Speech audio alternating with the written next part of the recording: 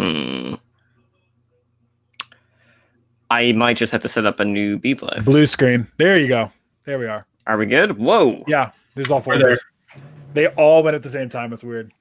Strange. I wonder if the audio was working that entire time and then it just finally decided for the video to kick in. The audio was not working because I had my audio on and we just now started talking double. All right, good to know. Well, hello everyone, and welcome back to OWL by the Numbers, your one-stop spot for all things fantasy Overwatch League. I am your host, Totally Drunk, and tonight on episode 9, we're going to take a look back at Stage 1, week number 5, discuss some of the player performances, both good and bad, take, a minor preview of what the playoffs are going to be now that we actually have all of the matches known, unlike last night's episode of OWLN.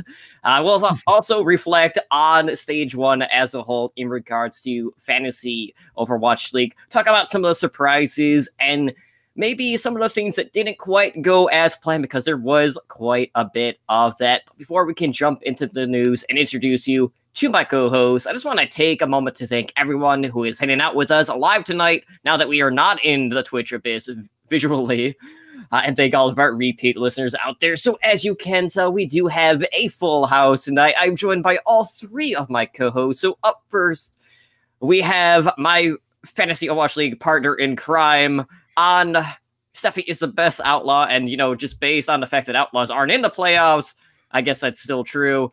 None other than Ramses. Ramses, how are you doing tonight?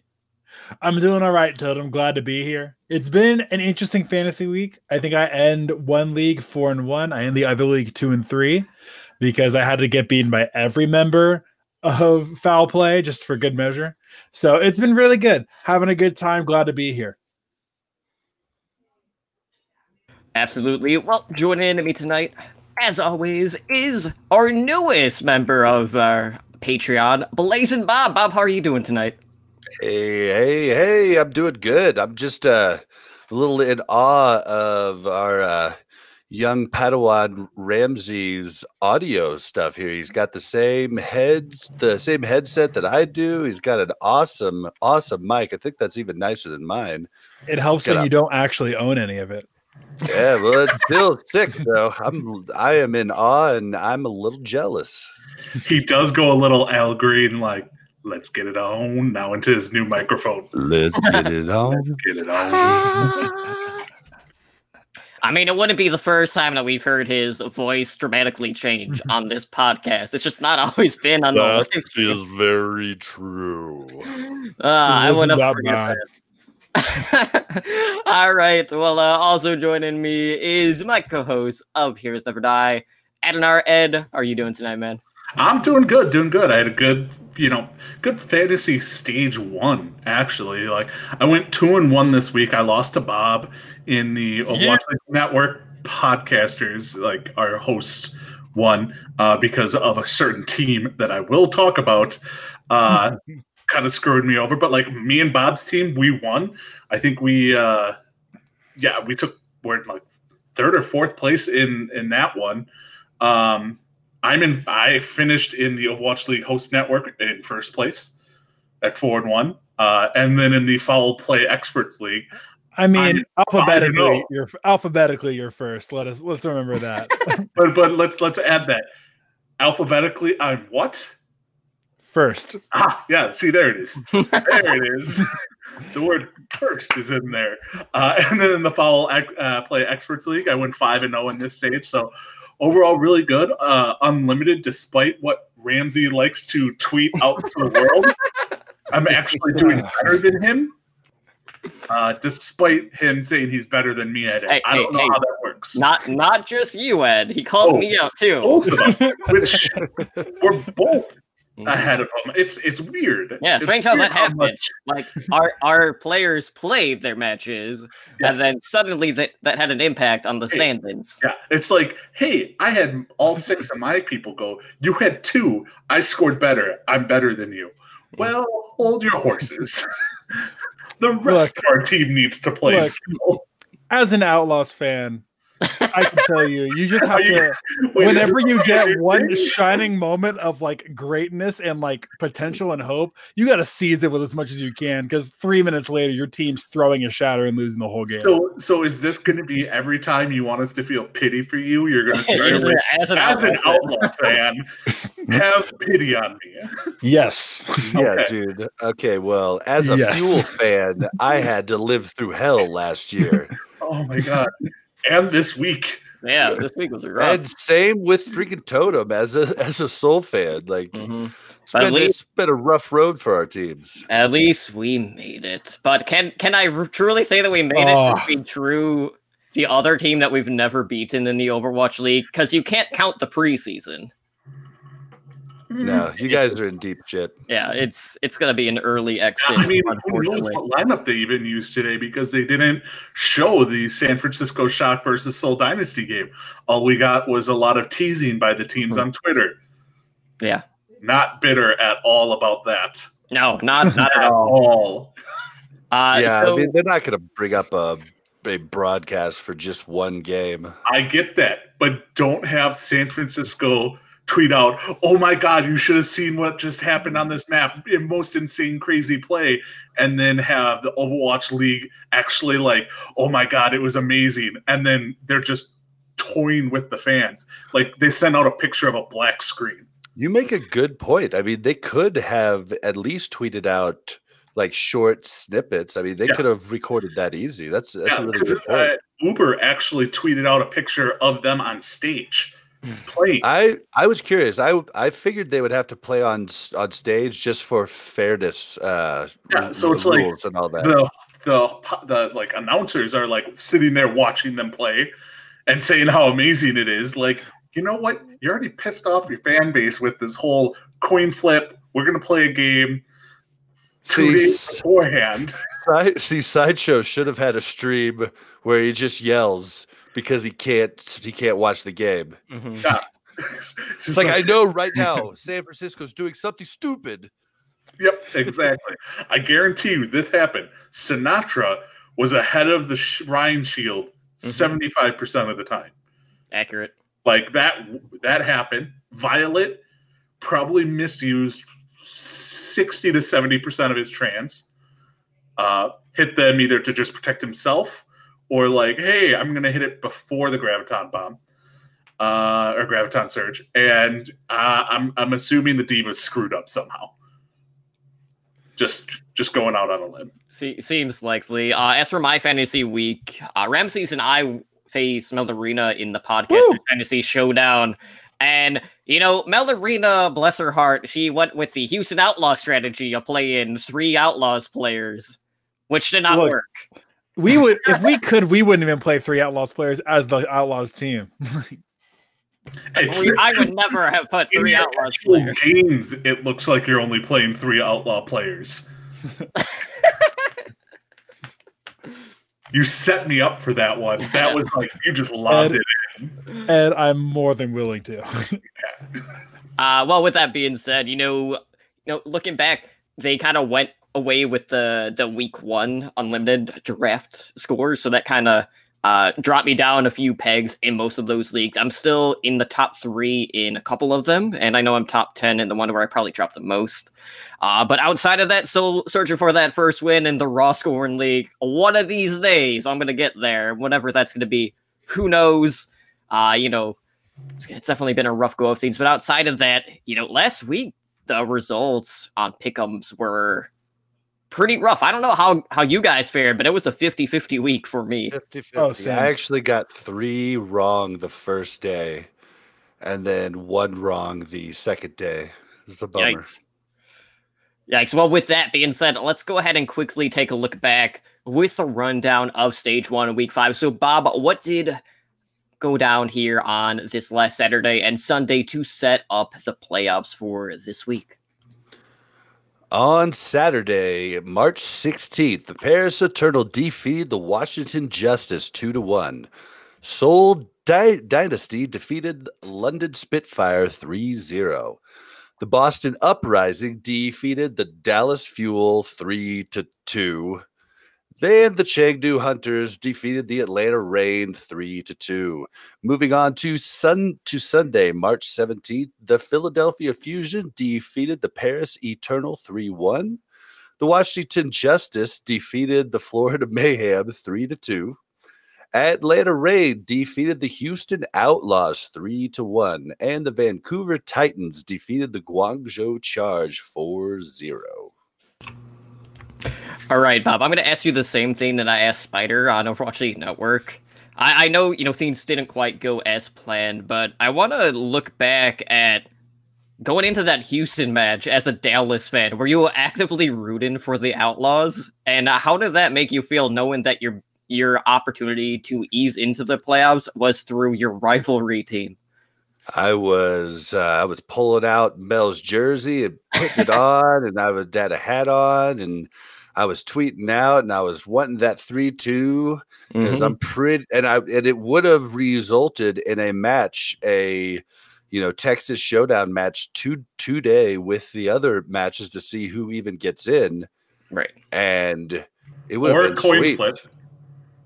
Could have been a coin flip. Yeah, they wouldn't have coined it's just like they would be out of the playoffs if they coin flip. That's why Shock and Soul didn't coin flip, because neither of them wanted to play NYXL. But yeah, I was rooting for that hardcore because I'm pretty sure we would have been able to take the Outlaws fairly easily, and so we would have been in the playoffs. Would have been inched in, but it would have been amazing. Yeah, it's very unfortunate that even with the 4-3 record, Dallas is the only one to actually not get the playoff spot. So definitely a rough go. Maps matter, dude. Absolutely. Maps matter. Yeah, having that 0 map differential with that record definitely kind of put them in a tough spot where they needed that extra help just for the opportunity to get that A seed. And then, Atlanta kind of threw a wrench in it as well, because that was also a must-win situation for them in order to secure their spot after getting upset on that first game of this past week. But taking a look back, it's been a really wild stage, just because, we have had the 3-3 meta. We're expecting a meta change just due to the fact that the Stage 2 patch is going to be the current patch that is on the PTR. So that means Baptiste. That means all of the 1900 balance changes that are currently on live that we just went through that were on the PTR not that long ago. So with that being said, Ed, the waiver wire this week is kind of going to be all over the place. So first, let's start by discussing, what are we expecting to see in Stage 2 in regards to any sort of meta shift or players maybe resurfacing that we haven't gotten to see play as of yet in the Overwatch League? Okay, well, I'm expecting, for starters, more actual DPS play. None of this more, hey, your best DPS players are either on Zarya or in Brig Jail. I'm expecting legit DPS players. So the DPS players you couldn't play, like Bob said it best, the DPS players you couldn't play earlier because they're playing Brig, and Brig it just did not pump out fantasy numbers, are going to become more viable. I think a lot of teams, and we even saw it a little, I know it was with the Hunters, but other teams ran it, is the 4 DPS team. Now, a 4 DPS team, by my simple math, leaves a spot open for a tank and a spot open for a healer. Okay? That checks out. The math, 4 + 1 + 1 = 6. Okay? If you're only grabbing one healer, what healer are you not going to use? Zenyatta. Zenyatta is not going to be your main healer. So as far as pickups, one, go out and pick up Jinmu. I said it last week. I'll say it again this week. He's probably available in most leagues. Go pick him up. But I see a large increase in main support players. I think we're going to see the rise of main support players as they get more into a quad DPS. Specifically, Mercy players. Yes. So you might see people on Houston Outlaws. You might see people like Bonnie return to form. Yep. So it's something to keep in mind. My number one, I was about to say the exact same thing, Bob. Like, my number one pickup this week, and I think everyone should go pick him up, is an Arc. Yeah, absolutely. I was definitely just going to bring that up. Arc just got traded to a new team. He's a phenomenal Mercy player. Told him, you have stressed this. I'm pretty sure 4 ultimates don't kill Arc ever. Yeah, he's dark and dying. Yeah, it's like they created Baptiste's, like abilities around Arc. Mm-hmm. Like, how does Arc do it? Let's turn those into abilities. It's just so I would go pick up Arc and do that. You're also going to see the rise, probably, if we do have the quad DPS, the rise of the main tank. Because you still will have a tank, but it's probably not going to be a diva player. So you're probably going to see more Hammond players, more Winston players, more mobile type of players. I don't think Shield is going to be as big. It will still be played, but I think if you get a man tank who can do Winston, Hammond, and then Orisa or Ryan, like, those are your main tanks. You're going to see less Roadhog diva. Completely different. But characters. It's so hard for main tanks. I feel so bad for them. But your diva player isn't going to be like, "Hey, I'm now Winston." Most of the time, you're like, you have your main tank and you have your off tanks. Yep. Off tanks such as Diva, Roadhog, Zarya, but even DPS generally played Zarya. But like, you get the point. Like, those off tanks are probably going to see less play because the main tanks are going to be playing the Winstons or the Ryans, or some kind of variation of that. If you're only running one tank. Another thing to keep in mind is we don't know if any teams are going to decide to run Baptiste. Mm-hmm. I hate saying it like wrong in the English language like that, but the Overwatch team said it was Baptiste, but it should be Batiste. Yeah, we can but it drives me nuts because it's Batiste, not Baptiste. But oh well, I'll call it Baptiste because they made the game. So, but how is he going to score? I am not sure. I am really not sure, and I don't even know if he'll get played. But I've seen some really cool plays with him. Like the funniest one is where like ML7 likes to like just jump over the Ryan charges like Mario. He just pops up. Yeah, Ryan charges right underneath him. It's freaking hilarious. But the other he's so thing mobile too is what support is going to be playing Baptiste, because we do have a lot of support players that have been known to flex on Soldier 76. Are those going to be the players to naturally just transition to playing Baptiste moving forward? You're saying Harry Hook has a chance to play again? I would hope so on that role. Like, that seems like the character specifically for him. Harry, you're listening. You better be practicing right now. Here's the thing about Baptiste. It's, to me, he's on the same level as Reaper as far as like pro play.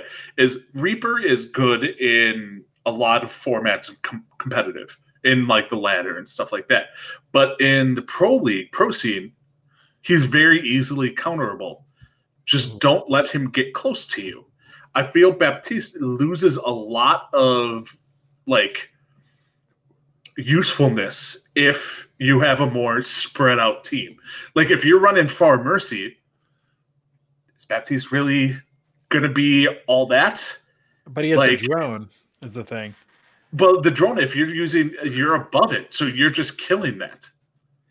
I think I had recently saw, I think it was an interview or a video with Neptuno where they were talking about how they thought Baptiste was going to influence the league. And he was already saying that he doesn't know just if teams are going to be quick enough to shoot down the drone by the time like the damage by the time that they've gotten the use out of it already. Okay.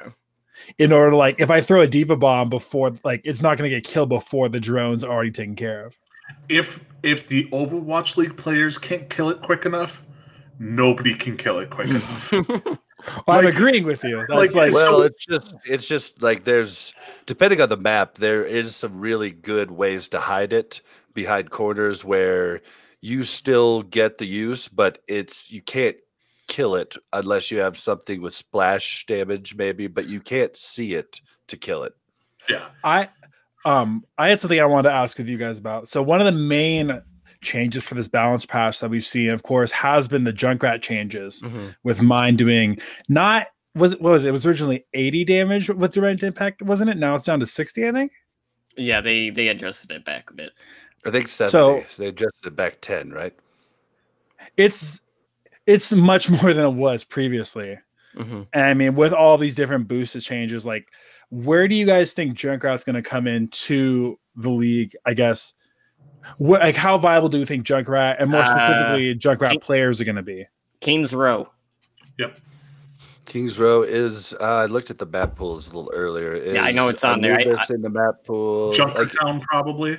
Maybe. If they go full on turret mode, what's the best way to get past the shield? Like, to bust those shields is probably with Junkrat. I mean, and Jake fanboying aside, I feel people like Erster is going to do. I feel like Erster has a lot of upside in this meta currently. Yeah, Blase too would be another player who's really known for his Junkrat play as well. If Striker ends up being the projectile player not projectile player, the rat player for San Francisco. My bad, Totem. If the pro PTR pugs are any indicator, we might even see a rise of Doomfist play. I was just about to say, I'm like, I see Doomfist coming in a huge way. Just because the mobility, getting around everything, can knock people out of Baptiste's field if need be. Like, and most of his abilities got buffed. Like, not damage-wise, just less of a cooldown. So, like, he's stronger now. I see Doomfist kind of coming in a big way and kind of screwing people up. Yeah, I definitely agree with that. With that being said, we're expecting chaos. We're expecting more DPS into rotation. Probably a rise of more Wrecking Ball or just dive to begin with, really. So, players like a main from the Chengdu Hunters is going to be an absolutely massive get, especially now that from this point on, Wrecking Ball is only going to be stronger. So he's going to have more survivability on that front line, which is going to cause even more chaos for the Hunters. Watch out for those Hunters. Like, when Jinmu and Bacon Jack are unleashed in DPS form, like full-on DPS form, I think they're going to do some good things. Yeah, do not sleep on that next stage, because there's a very good chance that they will be one of the stage. Unless Winston is mandatory. If Winston's mandatory, they're screwed. Well, the point I've heard about Jinmu too is that, like, he's doing very well, and I think his mechanics are definitely solid. It'll just be interesting to see him have to go against another DPS, like blow for blow. Absolutely, when he's definitely dealing with more snipers or just more hit scan, rather than someone trying to run McCree but not really focusing him, or D.Va is just kind of ignoring him altogether. So definitely keep an eye on him moving forward. But let's go ahead and take a look at some of their player performances here in Stage 1, week number 5. So we definitely had a couple of surprises. For starters, Washington did some things this past week, which might actually reflect in our Player of the Week. But which one of the players to you, Ramses, maybe didn't quite have the impact that we were expecting here this past week, fantasy-wise? As somebody who started happy, I will say I was a little bit disappointed with how he played. Well, not how he played, I guess, with his point turnout this weekend. But I mean, I feel like that's what happens when you get rolled by Vancouver as hard as they did. It was a decent game still, but like, it's Vancouver, like the most coordinated, most put together GOATS team possibly in the world. I think I wasn't surprised. It was a little disappointing, but we're going into his meta. I'm being honest. We're going into, let me check on the hero count again. I mean, we're going into a meta where he's going to be able to play Widowmaker so much more. Well, at all, even. I take that back. So I don't think Happy's a drop, not by a long shot. Yeah, Happy's gonna be good. Definitely vouch. Oh yeah, for sure. Happy's a must keep. Just must. Any thoughts about Hotba, though, from the same team?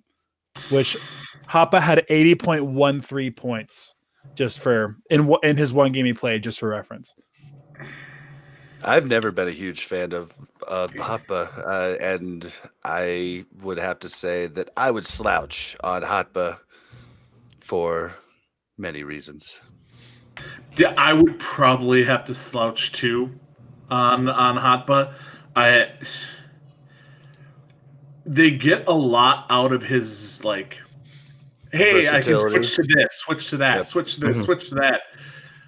That may not always be something viable, like for him to actually do. And if he can't switch on and off like that across heroes, then he loses the majority of his, Yeah, he's like a Swiss Army knife where every blade's a little dull. Well, it's not so much that, it's just, last year when we got to see him flex these different roles, it was mostly in situations that had high stakes.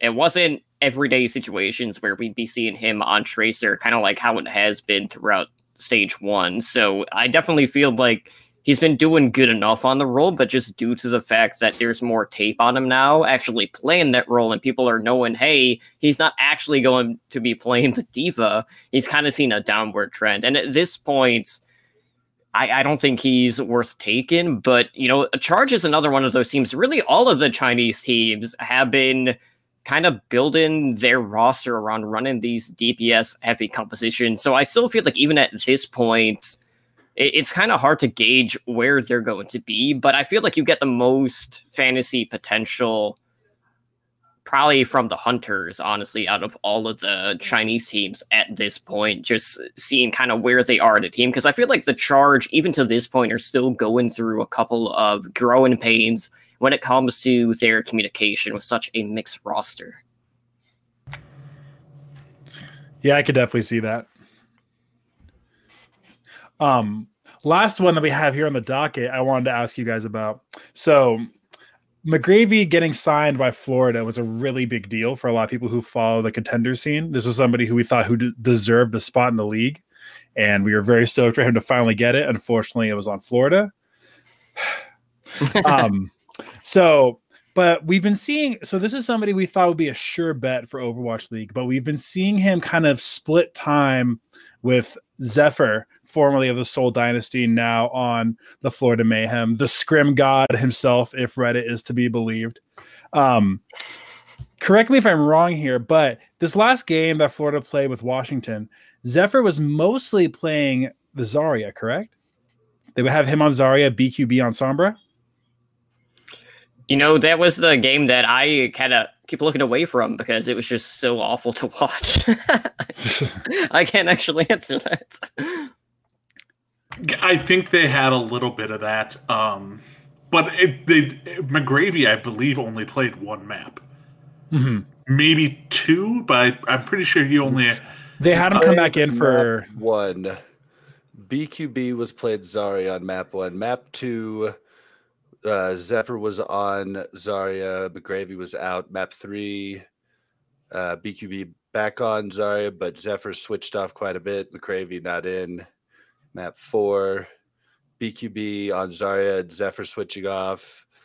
No McGravy. Map 5, McGravy played. Played Diva. Yeah, and map 5, like McGravy, should be Mick Altsteel. Mm-hmm. That's the thing. It's like, yes, he scored 55 points this week, but he didn't play that much, but he was so impactful. He's a hungry boy. Crappy as that game was. That was horrible. That was just a god-awful match to watch. My eyes hurt from watching that match. Yeah, and I mean, 55 points for just 2 maps is not... It's not god awful. Yeah, it's not too shabby. I wish I knew more about McGravy. I know a lot about most players, but I don't know much about him. If he would have played all 5 maps, he would have had over 150 points plus. Because, I mean, if you look at it from that game, if he would have been in for Zephyr, maps too. Yeah, if he would have been in for 2 control maps, which you have potential to be extremely short. Yeah, if you combine him and Zephyr, so when he was in, he played. It replaced Zephyr. Combined, they had 230 or 220 points between the two of them as the off tank / Zarya. I'd take that in a heartbeat. I think they just need to figure out who they're gonna play. you're seeing that across the board with a lot of these Overwatch teams is figure out who you're going to play and stick with it. Well, but it's hard to figure out your roster in the 3-3 meta because do you just actually play tanks, and supports, or do you actually throw DPS in? I mean, it's just hard. I get that, but when you have off tank and off tank flipping in and out for each other, that screws with things. Or like with Paris, they literally flip-flopped every map. Soon and Shadowburn on Zarya. Both equally crappy, but like stick with one and stick it out. You're not bringing in like a DPS player to play Zarya and having your off tank who was on Zarya out of the game. You're just bringing in DPS for DPS. You're just trying to see what works best, and that's just never going to work out well for a team. Fun fact about Paris, they actually have the same amount of map wins as Washington and Florida. Yeah. So, I don't know. I like McGravy. I think they should go with McGravy going forward. Mm-hmm. But, we had that happen. But I want to add to this. I want to add 6 people to this list. I'm adding 6 people to the slouch list. I wonder who they are. By the name of, hold on, let me bring it up here. We have Twilight, Haxel, Xiuminsu, Janu, Slime, Bumper. All of you get the slouch tag in my mind. All right. Twilight, now granted, they had a 4-0 stomp. It was a 4 overall, and that's going to screw it over the numbers. But Twilight had 130 points and led the team. That's bad. Like fantasy-wise. They won, awesome. Fantasy-wise, that's horrible. Like that, what they put forth this week in fantasy numbers, the entire team, is like when Seoul put in the B team versus the Washington Justice. And then three starters just didn't play. Like Bumper, Janu, and who else? All scored under. And Janu, Slime, Bumper all scored under 100 points each. Like Janice from Washington. Giannis. The main tank from Washington scored higher in one of his games than anyone on the Vancouver Titans team. Janice. I mean, you're going to have that for any team that rolls and just, I mean, it was extremely fast match. There's just not time to get stats. I mean, I get that, but from a fantasy perspective, that sucks. At the end of the day, they were just going to work. They wanted to secure that top seed, which they did. And, at least now I don't have to worry about my 2 dads fighting in the round of 8, so I don't have to worry about Titans and Dynasty. So, that's the thing. So, in my situation, Ed, I'm glad, Vancouver didn't quite put up the numbers that you were hoping for. They needed 70 more points, and I beat Bob. They put up a normal week, and I beat Bob. And then they just nope, we're going to put up a combined 190 points for 2 of us. I use the power of blazing. The power of blazing. Okay. All right. You're blazing so hard. To blaze you.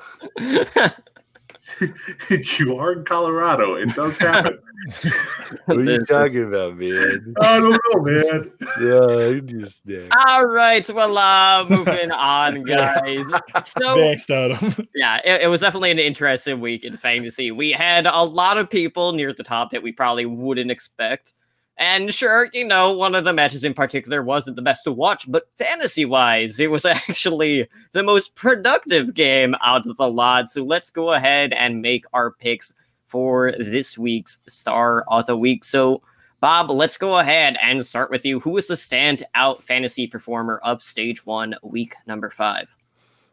Guido from the Washington Justice. I mean, he came to play this week. His best game, he got 253 points, and he did pretty good the other day too. And so Washington Justice is getting hungry, and I think they might have a better record with a easier schedule next stage and a new support player.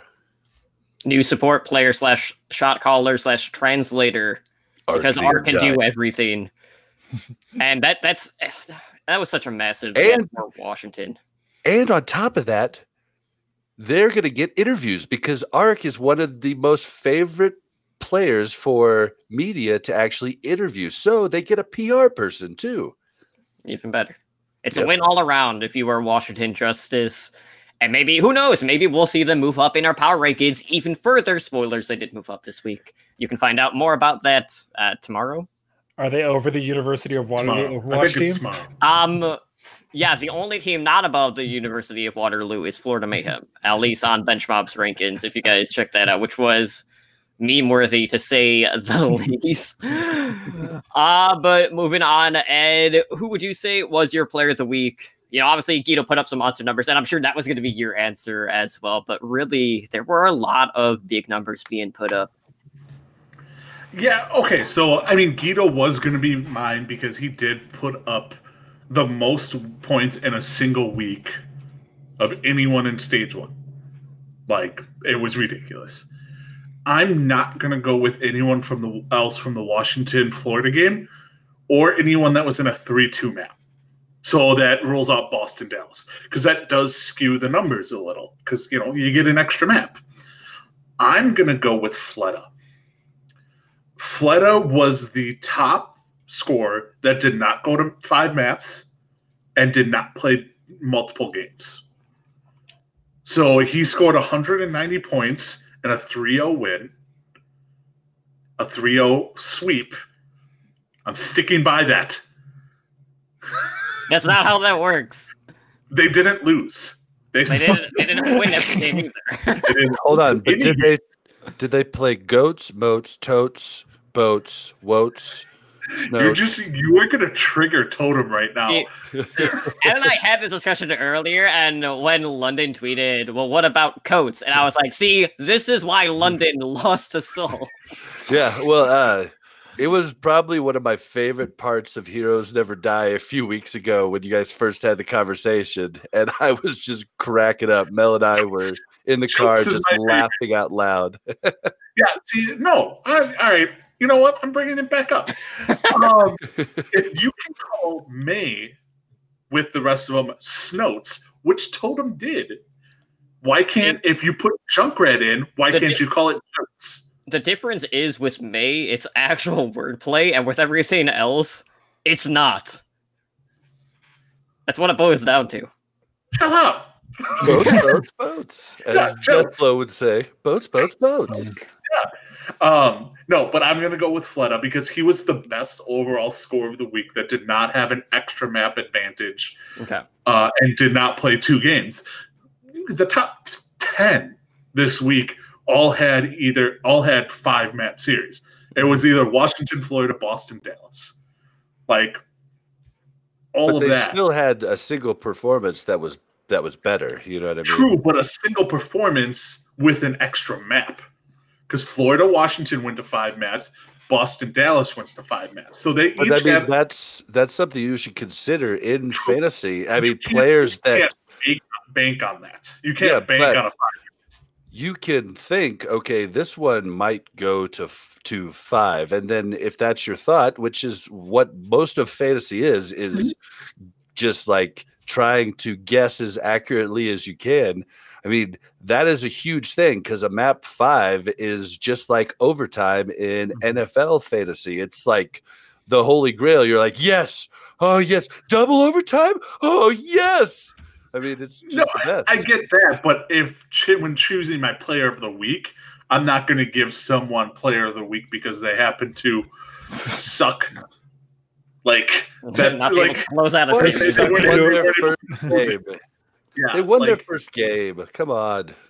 Like they weren't able to close it, and win it in the normal series. I'm not going to give them the benefit of the doubt. I'm going to go with the player whose team dominated and won 3-0, and he still was the top scorer above people on Washington, and mainly people on Washington and Dallas. So like, yeah, I'm going to go with Fleta for that reason. I mean, I want to go Guido, but somebody had to steal him. I mean, that was the obvious choice. Ramses, what about you? Who are you nominating for your player of the week? Well, I don't think I'm not going to have him. What? I think Ramses is disconnected. I'm still in. I should be. Can you hear me? Yeah, I can hear you. You heard me, Ed. I would have to say, so I'm not caught up in semantics as far as who got into map 5s or not. If we're talking about best pure point output, I gotta give it to BQB. I feel like this is somebody who is BQB. We saw him on the Sombra, we saw him on the Zarya. He's definitely going to be flexing around a lot more once the DPS come back. And despite being on an objectively garbage team, he still is playing. Ooh, so Ed's gone. All right.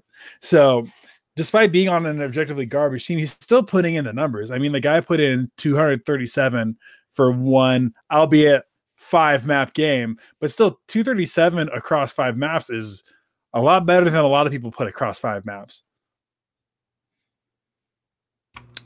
All right, let me just move Ed back really quick and fix his tag. For me, there's just so many different series that went to a map number 5, and I have to say, like, if there's a player that I know I've been hard on that actually had a pretty good fantasy week, it's Color Hex, who put up 214.58 points overall in that series. And I will say, like, all in all, I did feel like he just had a stronger Zarya performance, either with it was bubble management or maybe getting a little bit more value out of his Graviton Surge. At least he wasn't just hit in the air like a certain other Zarya player who scored like 0.6 more points than him in AKM. So that was a thing. But really, like, you look at some of the names on here and really you go down the list, and outside of, Washington, Florida, Boston, Dallas, you had Fleta, who had a strong week. Ryujay Han put up 181 points. But Otto also had a very respectable combined week, putting up 307.35 points. Not to mention, he got his first win in the Overwatch League after losing 37 straight. So, he would definitely be kind of like the side person for me in regards to player of the week as well. I hope he's happy with that one win, because I don't think he's going to get another one for a little bit here. I don't know about that. I mean, I'll say this: if it's 2 supports in next stage, they have a strong support line with Arc and Guido. I'd say Guido's a little bit of a stretch, like just being a Dynasty fan, but that's just me. I mean, I take that over the Outlaws. I don't know. You can't besmirch my boy Raucus like that. Arc is great. I don't know. Wait, does Guido know where the edge of edge of the map is? I just assumed that Washington Justice would have an easier schedule next stage. Okay. But not so much. No? Yeah, that's what I'm saying. Holy crap. Okay. So throughout the stage, okay, so they do have like a easier like schedule towards the end with Shanghai Dragons and the Boston Uprising, but week 1 they play the Toronto Defiant, they play the Chengdu Hunters. Week 2 they play the New York Excelsior and the Atlanta Rain. Week 1 and week 2, 2 games each week. Mm-hmm. Tough opponents. I mean, that's gonna be, if they win one of those games, that'll be really good for them. But dang, right. Poor Justice. Oof, feels bad, man. That is just the luck of the draw. But let's go ahead and talk playoffs. So just a quick reminder This is kind of an odd week for Playoffs? fantasy. We don't have regular scoring. Playoffs. Yeah, I believe Matt did mention that we are planning on doing pick'ems this week on highnoon.gg. And now that we actually have the bracket, definitely keep an eye on that. So we do know all of our matches. We got our top 8 teams. So to open things up on Thursday at 6 p.m. Pacific time, we have the number 2 seed in the New York Excelsior going up against the 7th seed in the Seoul Dynasty. So set on the table, you look back, Dynasty, they never beat Spitfire. They beat Spitfire 3-0 for the first time after, it was like 14 consecutive map losses to London at one point, dated pre-Overwatch League. But it took 5, full matches in order for them to finally pull off the win. And they have not beat New York Excelsior outside of the preseason, which honestly, we can't really count. So looking at this, having New York being the number 2 seed, being the 7th seed is definitely a tough draw because, well, one, New York is one of 2 teams that pulled off a perfect stage this stage. So I'm just going to go down the line with each one, and I'll throw it to a different person each time. So Ramses, let's start with you. Who are you expecting to come out ahead of this series, and what do you think the score line is going to be in this first 2-3 series? Easy game. New York takes Seoul. New York is still, to me, the cleanest team in the game right now. Vancouver has the raw power, but New York is just that clean, is just that cohesive. I feel like, I'm over exaggerating with easy game here, but I think it's at least, 3-1 New York.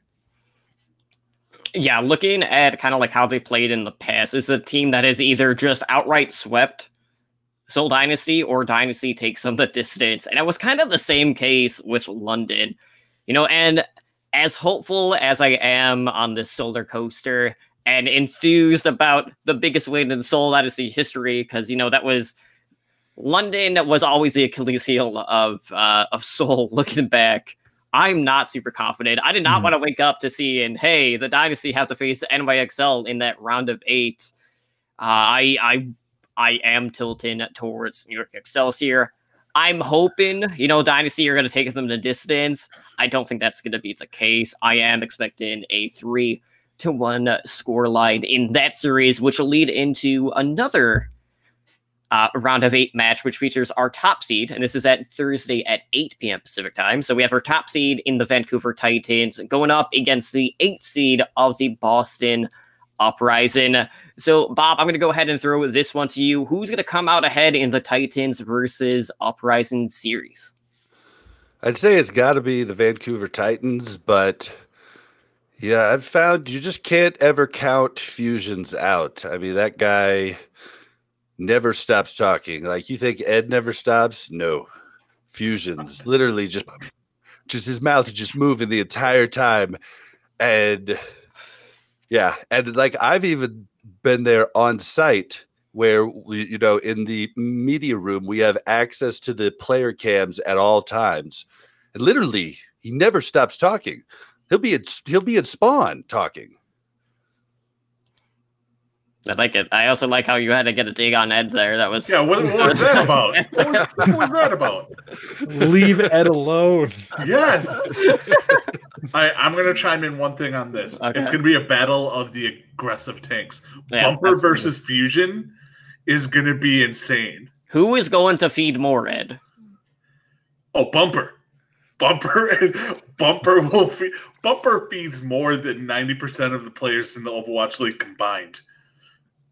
Hey, man, he's helping starving kids, like he's feeding them all day. And the best thing is it's by design on a lot of it, because they win a ton of those team fights where they lose Bumper first. It kind of reminds me of my podcaster six deck, because I die first quite often, but I make enough space and enough. Yeah, I basically play a lot like Bumper and like Fraggy. That's why I like him so much. But yeah, if you make enough space and you mess with them enough, they put so much in killing you that your other team, the rest of the team, just get to clean up. Yeah, like I'm waiting for them to play the Atlanta, and for Dogman to be like, Bumper's a feeder, and then Bumper to stand up and be like, I know. I would love to see that happen. In regards to the scoreline, I think Titans are going to take this 3-0. You just look at the strengths of these teams, and all around the board, Titans definitely have a lot more depth to that roster. And when you compare the Zarya play, it's just a night and day difference, regardless of whoever the start and main tank is. That being said, the Rein games in this particular series is definitely going to be the highlight, and probably it's going to be the most entertaining Rein v. Rein match out of all of the playoffs, so definitely keep a close eye on that. So that would wrap up Thursday, which would bring us to our matches on Friday, starting at 6 p.m. Pacific time. We have the 4 seed of the Philadelphia Fusion going up against the 5th seed in the Atlanta Reign. So we had our coin toss that was broadcasted on Instagram or whatever the hell they did. And we have Fusion having won that coin toss to earn the right to face the Atlanta Reign. So, Ed, I'm going to throw this one to you. Who is coming out ahead between the team that can beat and lose to everyone and the team that tries to throw people off the current meta in the Atlanta Reign? Well, I want to pick Atlanta. I want to pick Atlanta, but they played so bad last week. They did not look good last week. And I've never been a big Fusion backer. I think I've made my stance on them quite clear since season 1 on how much I don't like them. So this is a toss-up. It's another coin flip. I'm going to go with the Atlanta Reign on this one. I don't like Fusion in this meta. In a different meta, Fusion is phenomenal. They really are. I don't like the tank play from Fusion. Bob, stop petting your face with your Fusion jersey. That's a little weird. I didn't know Tano was going to put it back on the 4 cam. I was trying to mess with you while you're on the 1 cam. I mean, just with that jersey, though, it's the Fusion are so soft. They're so soft. That's why they're going to lose. They're soft. No, I just don't like the tank line from the Fusion. Poco, as someone who owns Poco in fantasy leagues, he has not been performing up to what he normally has. And Diva players in general. But then add on top of that, and I think this is kind of widely thought of, why is Fraggy not playing? Well, if Avast is to be believed, it's because of a certain Carpe. Yeah, supposedly Carpe. Yeah, supposedly Great Assault, but yeah, it was said on one of Sideshow's streams by Avast that Carpe refuses to play with Fraggy. It was insinuated. Mm-hmm. Oh, okay. I did not catch that, but I mean, the thing is, I think Fraggy is a better main tank. Yeah, I've been calling for free Fraggy since stage 4, season 1. Well, every time you do a free insert name here, they never play. Free Mendo. How'd Free Mendo go? He didn't want to play. That's different. Okay, there is one caveat to this. Everyone is always talking about releasing people from Brigida jail, but we see Brigida in pretty much every match. Yeah.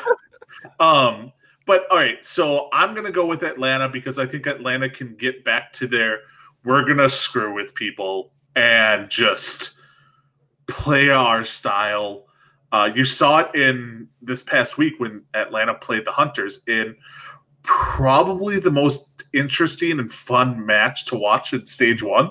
I've actually watched that series 3 times now because really it's good. just so fun to watch. Yeah, it was really good. I'm just oh God, DeFran, why are you bringing out McCree against Jinmu's Farah? Have you seen him play McCree? Have you seen Jinmu?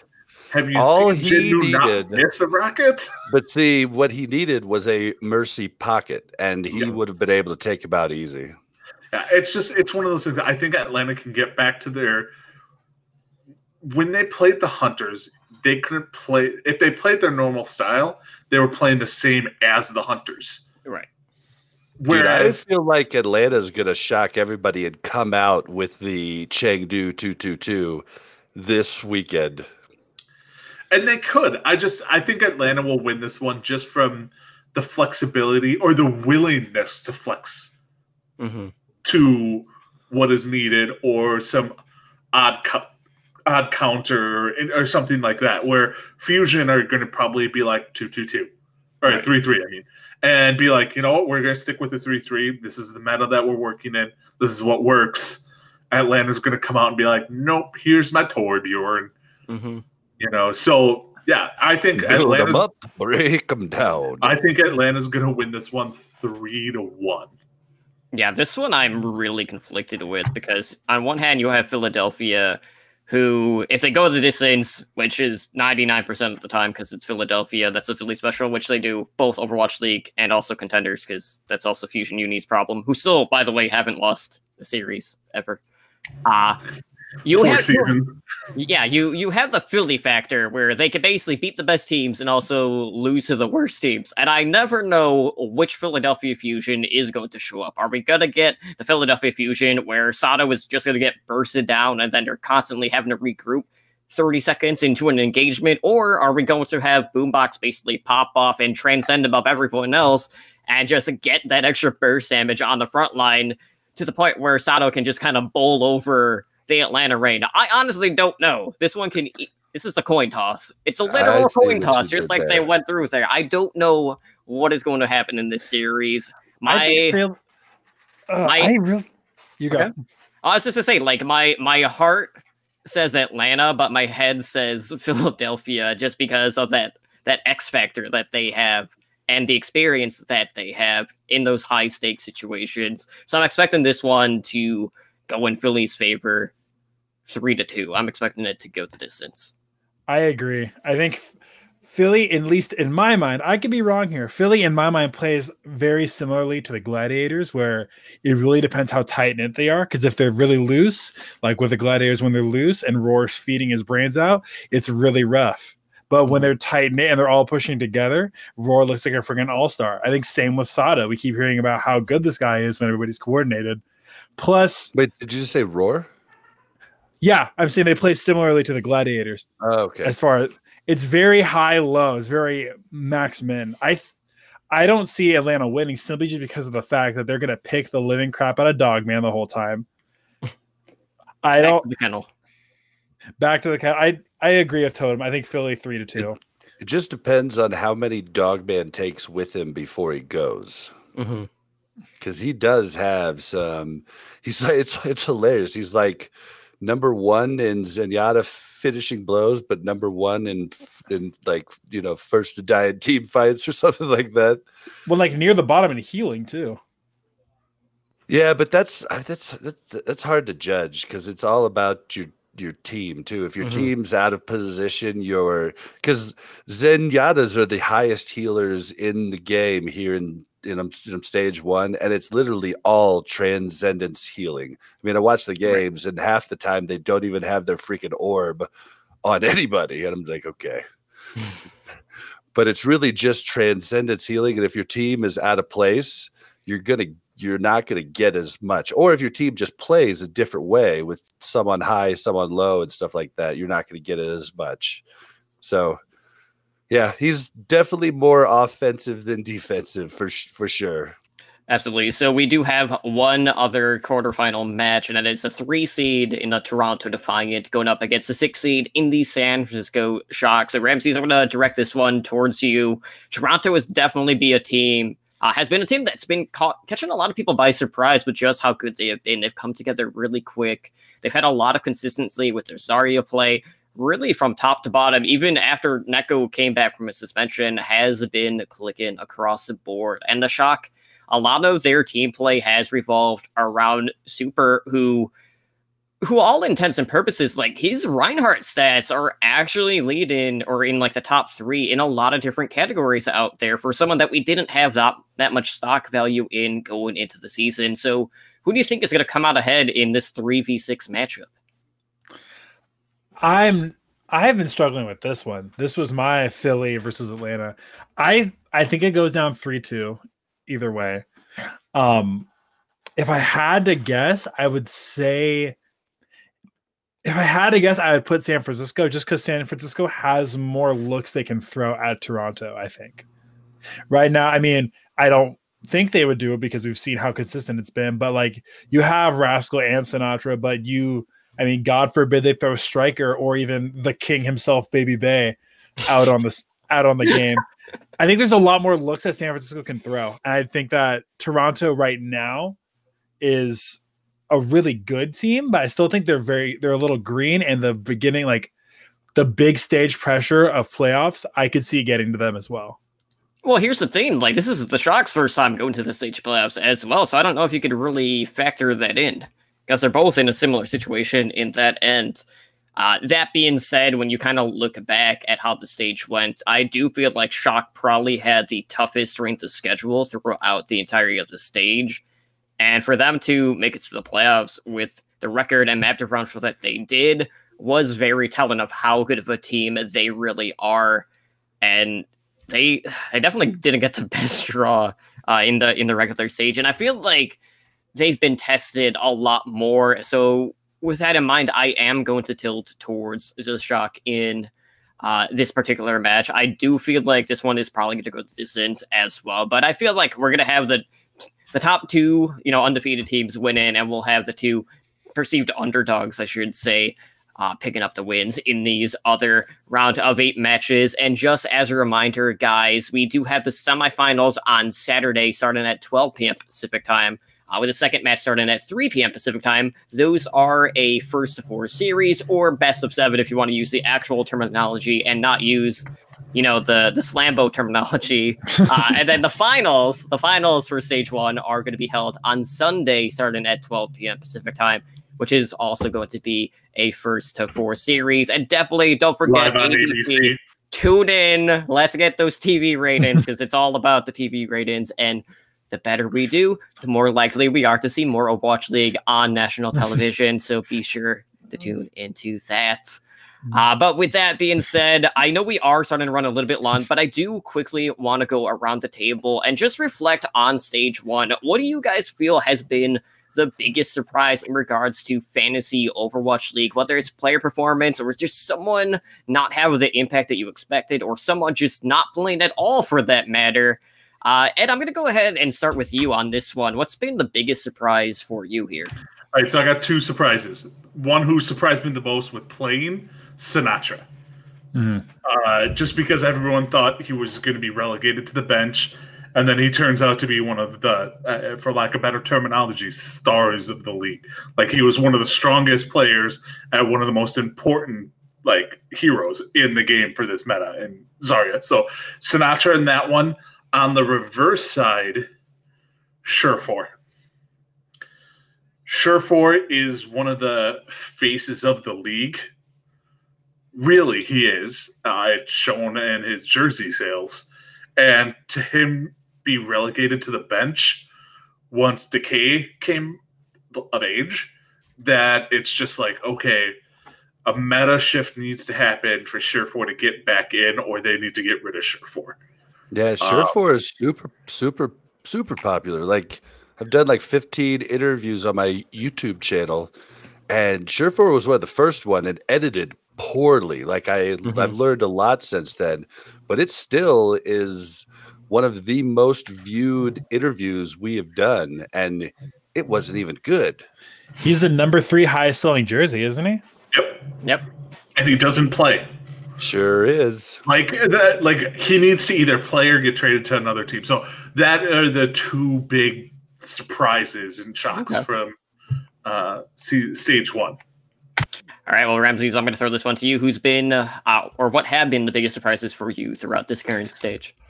Biggest surprise for me, it was just how much of a fantasy all-star beast team the Toronto Defiant has been. I thought you were going to say me. That I am. Pleasant surprise. Ed's good at fantasy. That's definitely been a surprise to me.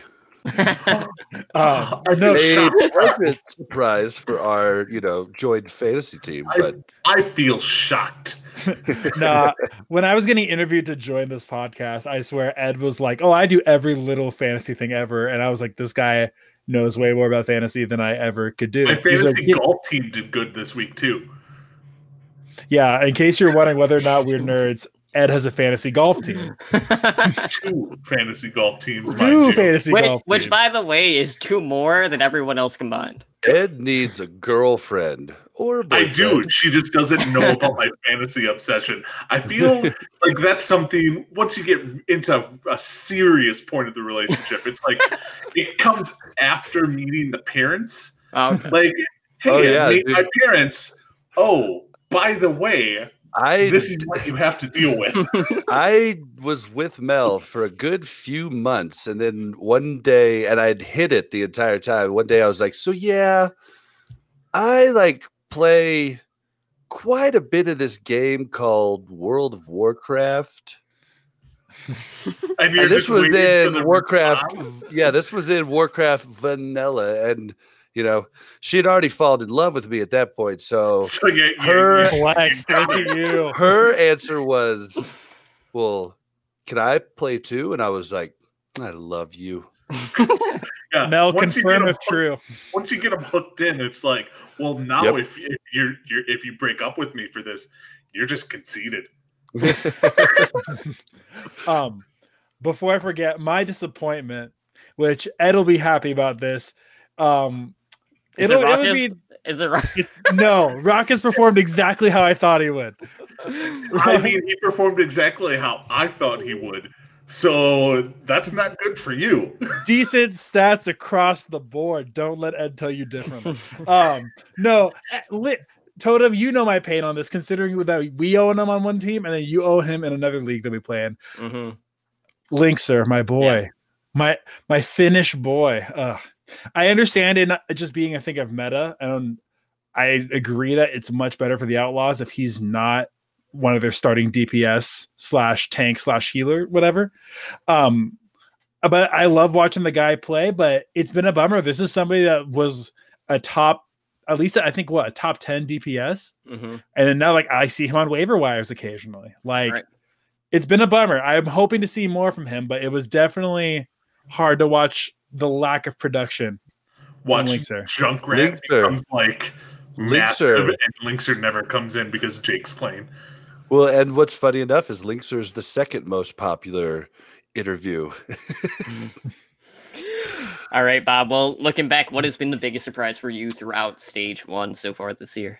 The biggest surprise for me was, and I probably should have foreseen this because the scoring last year on Winston's Lab was way different than the scoring here in the highnoon.gg, and I should have done the math. But Diva players across the board have been extremely disappointing, and I was expecting them to be the best tanks that you can get. And oftentimes in this meta, they're the biggest thing that they do and the most impactful thing that they do is eat ults, which gets no points, which I don't think it should. I mean, maybe it should get a point, but only if you could. You'd open a door for a lot of other stuff that just is kind of counterintuitive. There wouldn't be a place to easily look that up. What I love about the highnoon.gg is they do it simple, like you could look at stats during the game and be like, oh, I got roughly this amount of points. And that's what I like about it. But I was definitely surprised to see how poorly the Diva players have done over stage 1. Yeah, it's definitely a good point. And for me, like, this is going to be in similar vein. But when you kind of look at the Zarya production, it's been kind of all over the place. You know, there are Zarya players out there that do have a lot of damage, but maybe aren't finalizing a lot of kills. You have players like DeFran who are just finalizing a lot of the kills. You have others that just are having a hard time surviving, like Soon. You have, and also in Soon's case, you know, not always being the starting Zarya player on the team. So it's just been like, it's been hard to kind of pinpoint exactly in the kind of like off-tank meta that we've been in with the 3-3, like who's necessarily going to be starting at the positions. And we've seen kind of an influx of Sombra play. And it's kind of like been interesting too for like a lot of RCK owners. Like Diva has seen a fall off, and his Sombra play fantasy wise has actually been doing pretty good. So it's been kind of interesting to kind of see how these Sombra flex players that have primarily been playing off tank have been comparing to just people that have just been sticking to the D.Va play, because not all the teams have been running that flex option on that specific role. So that's really kind of been the biggest surprise, and seeing how that's organically grown over the course of stage number 1. So, hey, hold on though. Who else runs it? It's Toronto Defiant runs the Sombra D.Va in New York, and then New York, and then does someone else do it too? Dynasty. Houston technically ran it for 1 week. As in Spitfire. So it's Houston only a doesn't handful, run shit. They ran. Houston flopped write it, that though. down. They run home. Yeah, Houston doesn't have their D.Va players swapped to Sombra. I'm talking Sombra. like they do a whole team switcheroo, which is half the problem. Yeah, Seoul was the first one to truly, I think, do that, because they started that week 1 with Michelle switching over from D.Va to Sombra, and that's why I tried to pick. That's why I tried to pick up Michelle. And I say it as Michelle. If you've ever seen Dodgeball, like my personal consigliere, Michelle. My personal consigliere, Michelle. Week 1, he was running D.Va and Sombra and getting the points. Right. So that's why, like, week 1, it was a huge pickup. Absolutely. So definitely keep an eye on HighNoon.gg to make sure, like, if we are doing pick'ems. I know Matt did say that they are planning on doing them. I don't think they are up as of yet, so please keep an eye on that. Make sure you get your picks in for the stage playoffs. But with that being said, guys, we're going to go ahead and close out the show for tonight. So, of course, there are just a number of different ways I can help out the show, and one of the best ways to do that is to go leave us a review over on iTunes, preferably, because that is kind of the go-to. So, we're always looking for feedback and constructive criticism on how we can make for a better listening experience. And Ed, I know we did get a new review this week, so why don't you go ahead and read that one off? All right, so we did get another 5-star review on iTunes from Diformand. I know it's supposed to be Diamond, but it's Diformand. I am sorry, Diformand, for how you say your name. So he said, this show is just amazing. I love listening. I get all the OWL info I need, plus some laughs. I was never into fantasy sports, to be honest. I never understood the concept, but these guys inspired me to join a fantasy league. It's so exciting. So thank you for that review, Diformand. I really appreciate it. Also, I'm going to add something, because I promised you I would tell you the truly embarrassing Ramsey story. So Friday, I log on, and Ramsey's is playing some comp play, and he's having a rough go at it. He's started off at like high gold. He's now in low gold at this point. So I'm like, hey, I'll do a placement. I still have to do my placements. So I go in with him, and he's normally a tank. But we had Thank you for including that. I appreciate that, actually. And we had 2 people insta-lock tanks. So Ramsey's not being able to flex. Okay, I just have one quick question. So he's normally a tank player. Did he play Brigida? No, he didn't. Well, that's his problem. So I went Mercy. Mind you, we played Paris, and I had 19k healing. We already had Ed and another healer already, so there were only DPS spots available. So, all right, hold on. Quit trying to defend yourself, because it's quite embarrassing. So we're on point A in Paris. We're on defense. And, we have a Bastion, we have an Orisa and a Winston, and I'm up there healing. And then all of a sudden, Ramses, who's on Reaper, is over in the side corner. And I hear die, die, die. I'm like, oh, sweet, ult. And then I'm like, there were no kills. All of a sudden, Ramses is like, I fat-fingered my ult. Oh, I thought you were going to tell me he killed one of the bartenders. No, he probably did. It's probably the only thing he could kill with his ult, because he ulted in an empty room by himself. Dude, the worst part is I'm on a Discord call with Ed, but I forgot to actually unmute. I forgot to unmute. So I'm just I know Ed's talking to me, so I'm just like, oh man, I fat finger, oh crap, you're gonna hold this over me forever. And I don't hear anything. I'm like, oh, all right. Okay, cool. And then I look and I unmute and he's like, yeah, I totally heard that. I totally saw that. I'm just like, why you ulted? Oh, you ulted by yourself in a room by yourself. Yeah, Way dude. to go, Ramses. That happened in the Overwatch League just this weekend with the Dallas Fuel and the Boston Uprising on Kings Row. And Note just diva bombed just right inside spawn while they were grouping up. I was out of spawn. Out of spawn. They asked him at the end in the interview, and he's just like, yeah, I fat figured. Who was the healer who did it like twice in one match? Custa. Like he did both times on the Dallas Fuel. Yeah, I was just that's why he doesn't play for the Valiant. They're worried he's gonna fat finger in spawn. True. All right, fair enough. So just know, Ramses, your first air. You suck at ult management. Was not getting me on. This is true. For the Smurf carry. Hey, I mean, as the living on West Coast time here, where you're 3 hours. I mean, granted, Bob, you're only an hour ahead of me, I think. But like being 3 hours behind everybody, and everyone, I'm like, oh, like let's play, and it's like 11 p.m. and I'm like, oh, it's 2 a.m. No one's gonna actually play with me right now. All right, well, getting things back on track, we also have a great hub of Overwatch content on our website. So, Bob, why don't you let our listeners know all about Overwatch Recall? Al Recall is a listing of podcasts going over anything Overwatch, Pro Play, Path to Pro, Overwatch League, General Overwatch, and you can find episodic listings released every Sunday night on OWLNshow.com/OW Recall.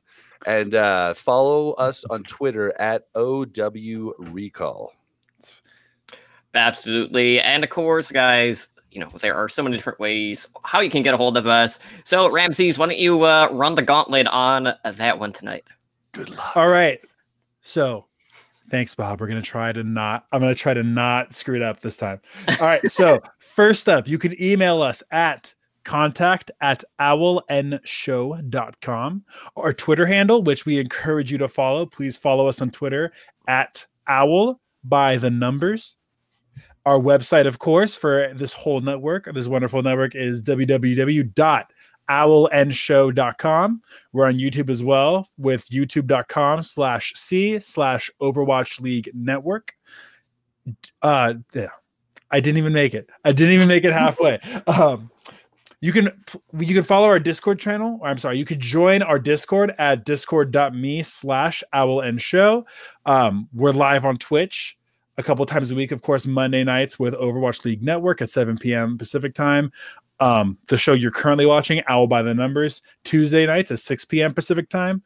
Heroes Never Die, our variety Overwatch show where you can watch Ed and Totem gripe about goats for 2 hours at 5 p.m. Wednesdays at 5 p.m. Pacific time.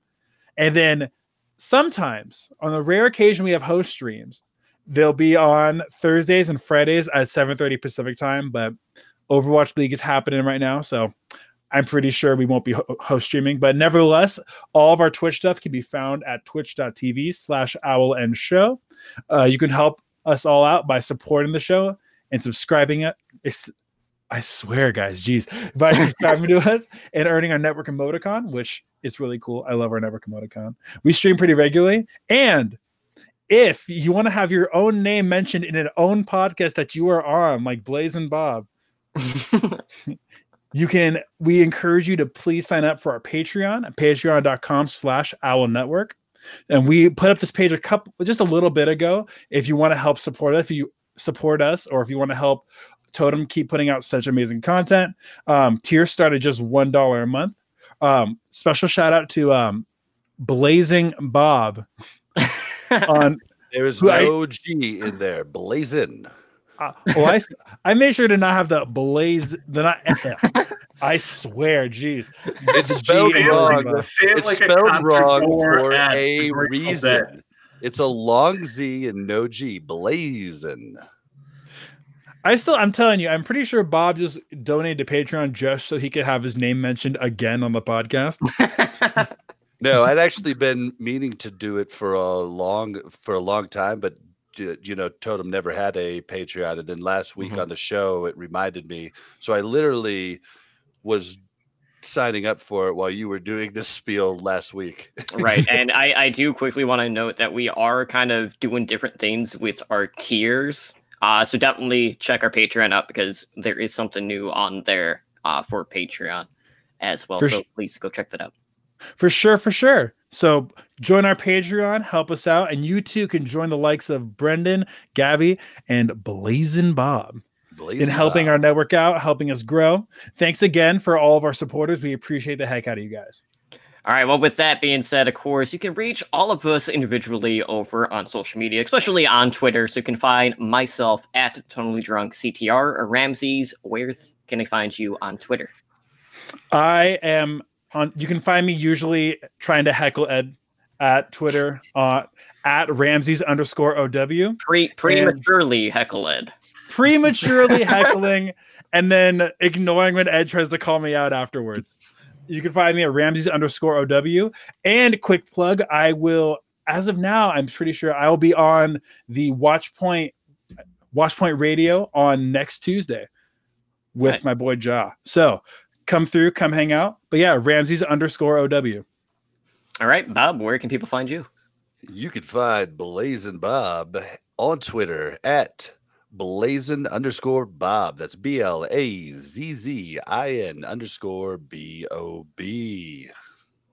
And Ed, where can people get a hold of you outside of this giant throne that you find yourself upon all the time, or at least so you claim? Well, like basically, there's the Iron Throne, and then the throne I sit on. Okay. It goes in that order. You can find me over on Twitter at Edanar, EDANAR Overwatch. So come over there. I will tweet stuff out occasionally, reply to Ramses harassing me, and so on and so on.